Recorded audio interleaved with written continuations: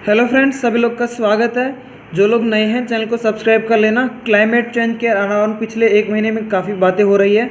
तो दोस्तों, ये जो इम्पोर्टेंट आर्टिकल है इसके अंदर नेट ज़ीरो के अराउंड बात किया गया है कि इंडिया जो है नेट ज़ीरो कमिट करने में क्या प्रॉब्लम्स है, और उसके अलावा जो और भी इसके अंदर कई सारे पहलू डिस्कस किए गए हैं कि क्या हर्डल्स हैं। उसके अलावा जो हमारा heavy reliance on the coal है वो और इंडिया का स्टैंड क्या है। तो कंप्लीटली कॉम्प्रहेंसिव आर्टिकल है दोस्तों, जो अभी फिलहाल जो मुद्दे चल रहे हैं क्लाइमेट चेंज के अंदर।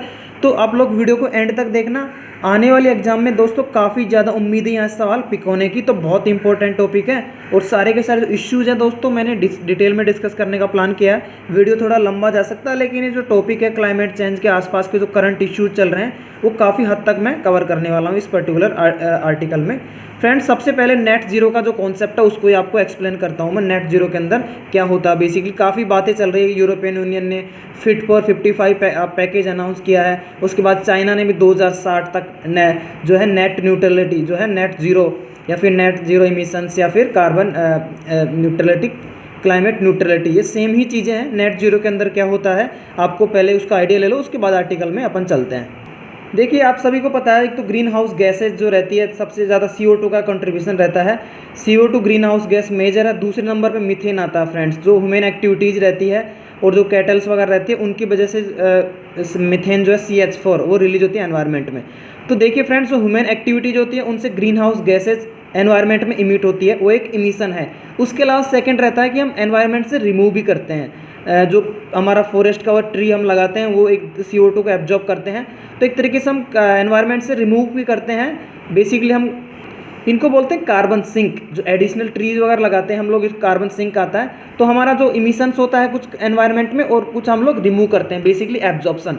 तो इसका जो नेट है, यानी कि एनवायरनमेंट में आपने CO2 या फिर ग्रीन हाउस गैसेज इमिट किया और उसमें से कुछ आप एब्जॉर्ब करते हो। अलग अलग टेक्निक्स भी रहती है। कार्बन कैप्चर एंड स्टोरेज भी टेक्निक रहती है, जिसके अंदर नीचे ग्राउंड के अंदर स्टोर किया जाता है। तो आपने नेट इमिट किया, आपने इमिट किया और उसको एब्जॉर्ब किया, तो नेट टोटल यानी कि टोटल एनवायरनमेंट के ऊपर जो इम्पैक्ट है जीरो हो, उसको बोलते हैं नेट जीरो इमिशंस। तो अपन आगे डिटेल में देखते हैं क्या क्या है द स्टोरी सो फार। अभी सब आपको पता है जॉन कैरी जो US के जो स्पेशल क्लाइमेट एनवॉय थे, वो इंडिया विजिट के यहाँ पे आए थे। तो उस टाइम उन्होंने बोला था कि काफ़ी पुश किया था तो उन्होंने कि इंडिया जो है अगर कमिट करे इसके लिए नेट जीरो के लिए, बाकी देशों ने भी किया है। तो फ्रेंड्स, इसके बारे में ही इसीलिए ये आर्टिकल चर्चा में आया है। अगर हम इमिशंस की बात करते हैं तो CO2 इमिशंस सबसे ज़्यादा नंबर 1 पे आप सभी को पता है चाइना है। सबसे बड़ा लार्जेस्ट इमिटर है चाइना। उसके बाद में US आता है और उसके बाद में थर्ड नंबर पे हमारा इंडिया का आता है। थर्ड लार्जेस्ट इमिटर आता है इंडिया में, इंडिया का ना। इस आर्टिकल में भी नेट जीरो की डेफिनेशन दिया गया है। when they will achieve nil man-made emissions और ensure removal of such emissions to achieve neutrality, यानी कि आपने नेट जो है एनवायरनमेंट में जीरो इमिट किया है। उसके बाद में हम लोग बात करते हैं कि इंडिया के क्या एक्शंस हैं, इंडिया ने क्या क्या स्टेप्स लिए हैं। सबसे पहले तो देखो पेरिस एग्रीमेंट है क्लाइमेट चेंज के ऊपर, उसके अंदर जो कमिटमेंट्स हैं इंडिया के वो अपन देख लेते हैं फ्रेंड्स। जो पेरिस एग्रीमेंट में जो हमारा जो टारगेट किया है देशों ने कि 2 डिग्री सेल्सियस से नीचे ही टेम्परेचर राइज को रखना है। तो उसके लिए सबसे जो मेगा जो इंडिया का था कि हमारे जो इमिशन इंटेंसिटी ऑफ GDP इसको 33 से 35% 2030 तक इसको कम करने का था। बेस लेवल था 2005। उस सेकंड हम लोग बात करें तो 2.5 से 3 बिलियन टन CO2 का जो एडिशनल कार्बन सिंक क्रिएट करने का था, जो पेड़ पौधे लगा के ट्री और एडिशनल फॉरेस्ट कवर से। 2 की इनिशिएटिव से। तीसरा था दोस्तों 2030 तक 40% जो है जो इंस्टॉल पावर कैपेसिटी उसका रिन्यूएबल सोर्सेज से ही। 3 इंपॉर्टेंट इंडिया के नेशनल डिटरमाइंड कंट्रीब्यूशंस थे, जिसको NDCs बोलते हैं। ठीक है फ्रेंड्स, तो इंडिया ने बोला कि हमने कमिटमेंट जो किया है पेरिस एग्रीमेंट के तहत हम उनको फॉलो करेंगे, लेकिन हम नहीं चाहते कोई लीगली बाइंडिंग कमिटमेंट करें। उसके रीजन्स अलग है फ्रेंड्स। डेवलपिंग कंट्री है इंडिया, उसका रीजन अपन बाद में देखेंगे कि इंडिया ने क्यों कमिटमेंट नहीं कर रहा, कि क्या रीजन्स हो सकते हैं इंडिया की कमिटमेंट एक फर्म कमिटमेंट नहीं कर रहा जैसे बाकी ने किया है। इस न्यूज़ में आर्टिकल में आगे बात की गई किसने भी कमिटमेंट किया है। और उसके अलावा जो मोर एम्बिशियस गोल जो डेवलप्ड कंट्रीज चाहते हैं कि हम 2 डिग्री सेल्सियस की बजाय हम लिमिट जो है टेम्परेचर राइज की 1.5 डिग्री तक ही रुक जाएं, ताकि हमारा जो है और ज़्यादा कंट्रोल हो सके। और जैसे अपन ने बोला कि इंडिया का जो एनर्जी सेक्टर है कोल बेस्ड काफ़ी है, तो इंटरनेशनल एनर्जी एजेंसी जो है उसका इंडिया एनर्जी आउटलुक 2021 निकाला है। तो उन्होंने बोला कि जो कोल बेस्ड जो हमारा एनर्जी है, कोल बेस्ड इलेक्ट्रिसिटी जनरेशन 70% इसके अंदर शेयर है। और फ्रेंड्स, अल्टीमेटली अगर हमको ग्रीन हाउस गैसेज को बेसिकली कम करना है तो हमारा शिफ्ट है रिन्यूएबल्स की तरफ। और उसके अलावा जो मोबिलिटी में बात करते हैं ट्रांसपोर्ट सेक्टर में, वो कहीं ना कहीं इलेक्ट्रिकल व्हीकल्स की तरफ, जैसे आप सभी को पता नीति आयोग इलेक्ट्रिकल व्हीकल्स के ऊपर आपको फेम स्कीम चल रही है, काफ़ी फोकस किया जा रहा है गवर्नमेंट ऑफ इंडिया के द्वारा। तो जो हमारे एनवायरनमेंट मिनिस्टर हैं भूपेंद्र यादव जी, उन्होंने यही बोला था जॉन कैरी जब आए थे कि हम इतने सारे इनिशिएटिव्स ले रहे हैं। उसके अलावा जो हमने पहले जो रिन्यूएबल एनर्जी का जो टारगेट रखा था उसको भी हम बढ़ा के 450 गीगावाट करेंगे 2030 तक। तो हमारे एनवायरनमेंट मिनिस्टर ने उस टाइम बोला था दोस्तों कि जो नेट ज़ीरो वाला ही हमारा एक गोल नेशनल लेवल पे टारगेट नहीं है, उसके अलावा हमें बाकी जो इंटरेस्ट है इकोनॉमिक चीज़ें, जो इंडस्ट्रीज़ है या फिर बाकी जो सेक्टर्स हैं उनके ऊपर भी ध्यान देना है। तो इसलिए हम लोग जो है कमिट नहीं कर रहे और हमारे जो CO2 इमिशंस पीक भी नहीं हुए हैं। जैसे यूरोपियन यूनियन की बात करें तो 1979 में ही पीक हो गया था और US भी अपने जो पीक है इमिशंस 2007 में पहुंच गया था। तो हमारा डेवलपिंग स्टेटस है और हम लोग का पीक भी नहीं आया। तो एक जो टारगेट है कमिट करना कि जो डेवलप्ड कंट्रीज़ है उन्होंने ही ज़्यादातर इमिट किया है, तो उनको रेस्पॉन्सिबिलिटी ज़्यादा है, उनको ज़्यादा इमिशंस कट करने चाहिए rather than developing countries like India. अब बात करते हैं कि जो बाकी देश हैं जो बड़े इमिटर्स हैं वो क्या उन्होंने कमिटमेंट किया है कि भाई हम कब तक इसको रिड्यूस करेंगे।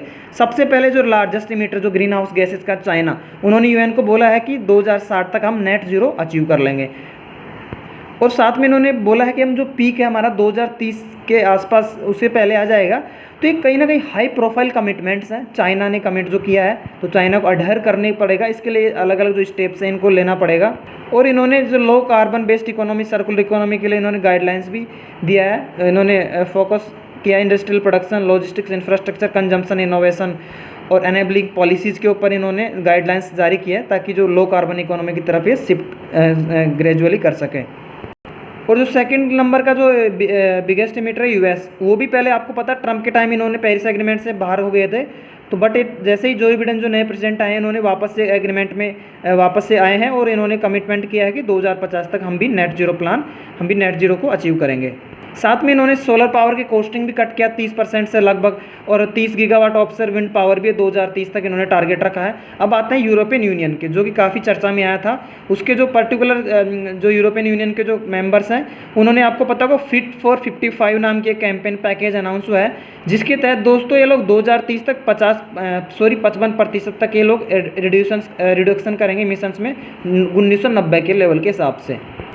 और EU ने दोस्तों एक लीगली बाइंडिंग एग्रीमेंट भी पब्लिश किया है, जिसके तहत इसके जो ट्रेडिंग ब्लॉक के जो मेंबर्स हैं वो टारगेट्स को अचीव करने के लिए कमिटमेंट दिया है। और 2030 का जो टारगेट है वो अचीव करना है उनको, और उसके साथ में कार्बन न्यूट्रलिटी 2050 तक भी अचीव करना है। अब बात करते हैं इंडिया की चॉइस क्या है, इंडिया के पास में क्यों कतरा रहा है इंडिया कमिट करने के लिए। देखिए, और इंडिया को क्या करना चाहिए ताकि जो भी कमिटमेंट नहीं किया है लेकिन उसको बेटर ऑप्टिमाइज़ करें। फ्रेंड्स, अभी सभी आपको पता है जो इंडिया का जो वॉल्यूम इमिट हो रहा है उसके तहत ही इंडियन पॉलिसी मेकिंग के अंदर एनर्जी सेक्टर को रिफॉर्म किया जा रहा है। जैसे आपको पता है एनर्जी एफिशिएंसी जो भी उजाला स्कीम ये सब लाया जा रहा है, और इंडस्ट्री बिल्डिंग्स इनके अंदर भी बेटर जो है एक बेटर प्रैक्टिसेज हो, और उसके बाद में एनर्जी एफिशिएंसी ताकि जो है हमारे इमिशंस भी कम हो सके, और सेम ही जो हमारा वॉल्यूम है CO2 इमिशंस का उसके अंदर ही ज़्यादा से ज़्यादा इकोनॉमिक डिविडेंड्स हमें मिल सकें। और स्टेट गवर्नमेंट्स का भी बड़ा रोल है। आपको पता है मुंबई ने भी क्लाइमेट एक्शन प्लान लॉन्च किया है, तो काफ़ी स्टेट गवर्नमेंट्स को भी एक एक्टिव इशू के तौर पे इसको परस्यू करना पड़ेगा। और क्लाइमेट गवर्नेंस इंस्टीट्यूशंस अगर स्टेट और सेंट्रल लेवल पे, नेशनल लेवल पे एस्टेब्लिश किए जाएंगे तो कहीं ना कहीं इसको प्रायोरिटी एक एरिया के तौर पे देखा जाएगा और एक प्रायोरिटी मिलेगी इस पर्टिकुलर पॉलिसी इशू को, नेट ज़ीरो जो इमिशंस को जो इंटेंसिटी जो फोकस दिया जा रहा है। तो काफ़ी इंपॉर्टेंट आर्टिकल है, तो काफ़ी इश्यूज़ को मैंने आई थिंक इसमें कवर किया है। उसके अलावा भी रिसेंटली किगाली अमेंडमेंट को भी इंडिया ने रेटिफाई किया है 2016 का जो था, तो उसके बाद में काफ़ी ये सब चर्चा में आया है। तो मैंने सोचा काफ़ी इंपॉर्टेंट आर्टिकल है, तो मेंस के लिए काफ़ी इंपॉर्टेंट है। उसके अलावा जो national action plan on climate change का भी जो 2008 का इंडिया का जो प्लान था उसके अंदर 8 पहलू है, ऑलरेडी 2 बार नाबार्ड में आ चुका है, तो काफ़ी इंपॉर्टेंट है, वो भी आप देख लेना।